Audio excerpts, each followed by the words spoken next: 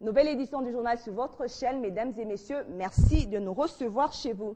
À la une de l'actualité d'abord, crise dans l'Est, les FARDC combattent à Kibumba face aux Rwandais qui combattent aux côtés du M23 commandé par un officier militaire rwandais, le colonel Ngatama. Et depuis mercredi soir, les forces congolaises ont repoussé le M23 en récupérant 4 positions, dont celle des 3 antennes. Dans la mi-journée de ce jeudi, 6 bombes en provenance du Rwanda ont atteint le quartier civil de Goma, tuant 4 personnes, dont une femme et des enfants. Une école a également été touchée. Pour faire diversion, James Kabarebe, ministre rwandais de la Défense, dénonce que ce sont les FARDC qui ont tiré alors que celles-ci sont diamétralement opposées au territoire rwandais. Dans l'actualité également, les concertations nationales, le groupe de contact a finalement remis les conclusions de son travail au bureau du Présidium après 6 jours de travaux intenses.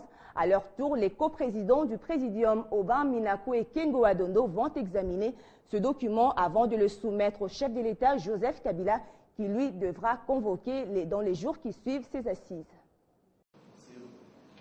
Après 6 jours de travail, le groupe de contact a su produire les conclusions qui ont été remises ce jeudi au Présidium.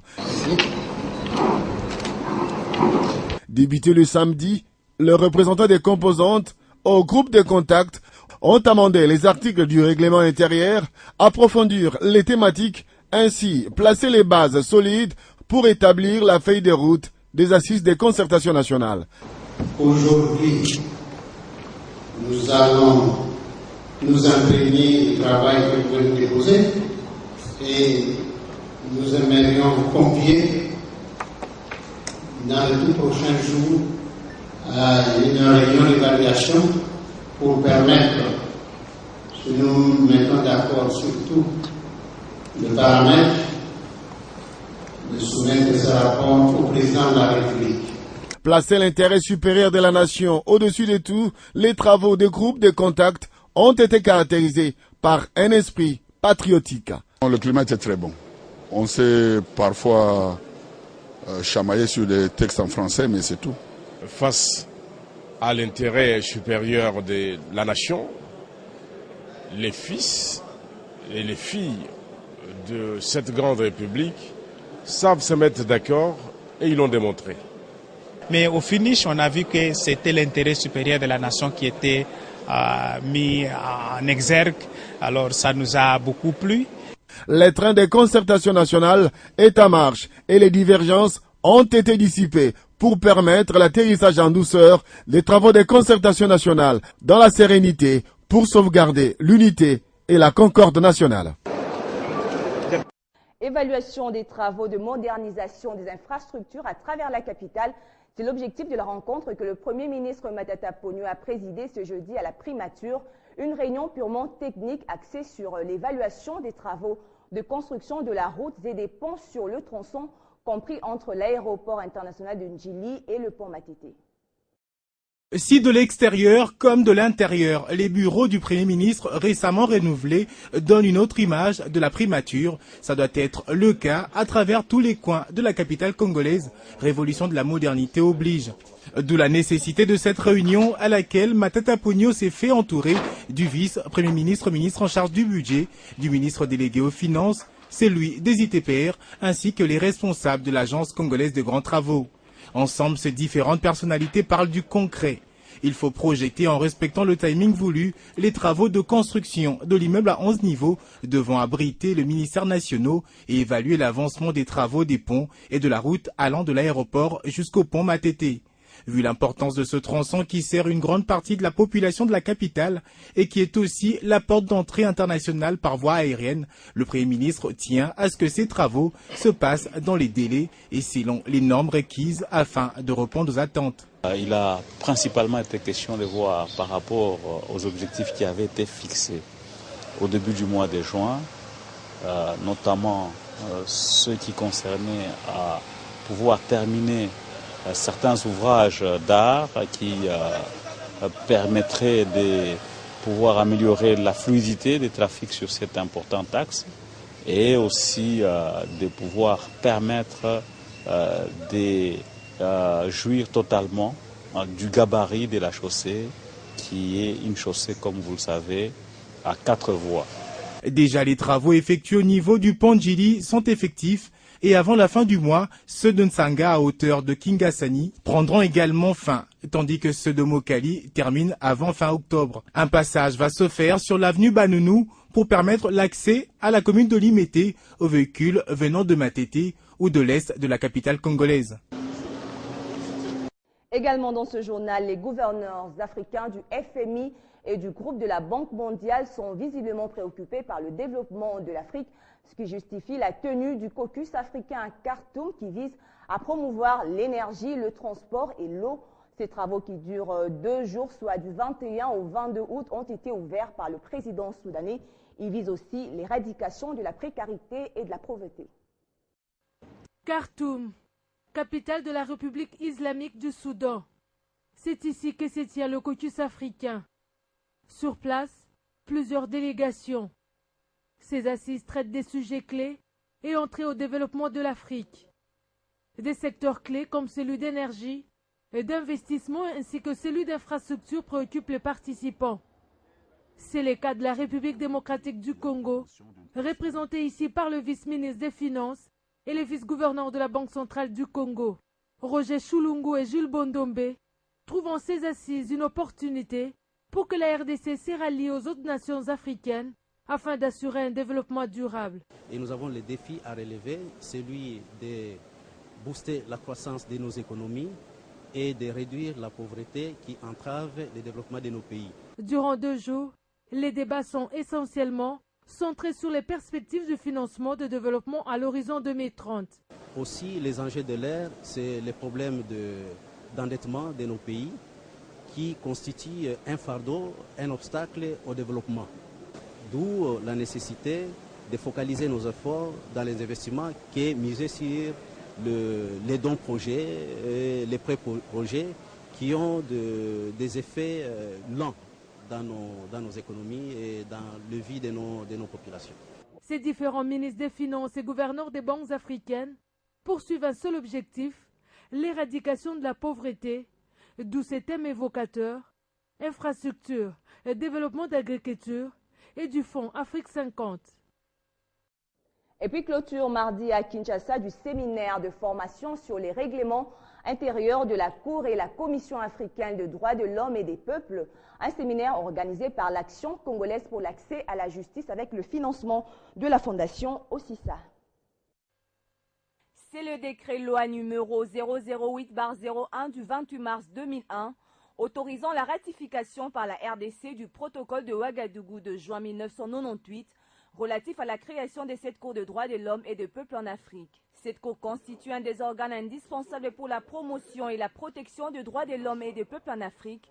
Au cours de ces séminaires, les participants ont salué cette ratification par le gouvernement congolais. Nous avons salué le fait que la République a déjà ratifié l'acte de ratification depuis 2001 pour le protocole créant la Cour africaine des droits de l'homme et des peuples.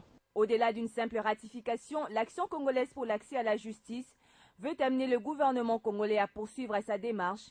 Elle estime qu'une déclaration formelle devrait être entreprise par l'État congolais pour permettre aux organisations non gouvernementales d'avoir un accès direct à la Cour. On demande néanmoins au gouvernement de déposer ces actes à Addis Abeba pour que la ratification soit effective.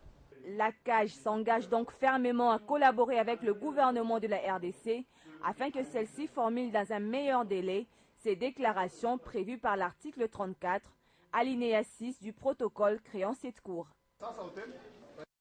Vous le savez, il y a quelques semaines, le président de la République, Joseph Kabila, a procédé à la nomination de nouveaux officiers, généraux et supérieurs de forces armées de la RDC. Et cela continue à être célébré par certains ressortissants des provinces qui ont vu un de leurs être promu. C'est le cas de la province du Maniema qui remercie le chef de l'État pour avoir élevé Massoudi Hassan au rang de général de brigade. Dans la carrière militaire, c'est l'un des moments les plus mémorables. Nouveau galon sur les épaules, une probable nouvelle fonction. Tout le monde en rêve dans le métier des armes, mais il faut le mériter. C'est aussi un moment de réjouissance pour les familles dont les fils ont été promus. Comme ces ressortissants de la province du Maniema, le général Massoudi Hassan, l'un de leurs, a été élevé au rang de général de brigade. D'où ce message. Pour faire l'honneur au nommé, remercier le chef de l'État pour sa marque de confiance envers ses dignes fils du Maniema, de manifester ensemble notre joie et notre gratitude envers le chef de l'État.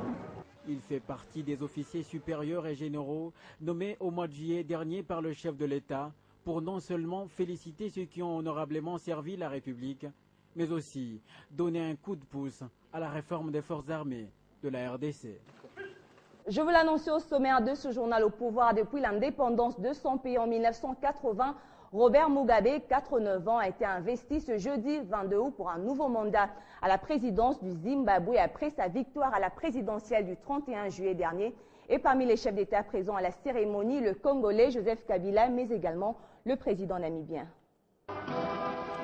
Après 33 ans des pouvoirs, Robert Mugabe a juré d'observer, faire respecter et défendre la constitution du Zimbabwe et toutes les lois du pays.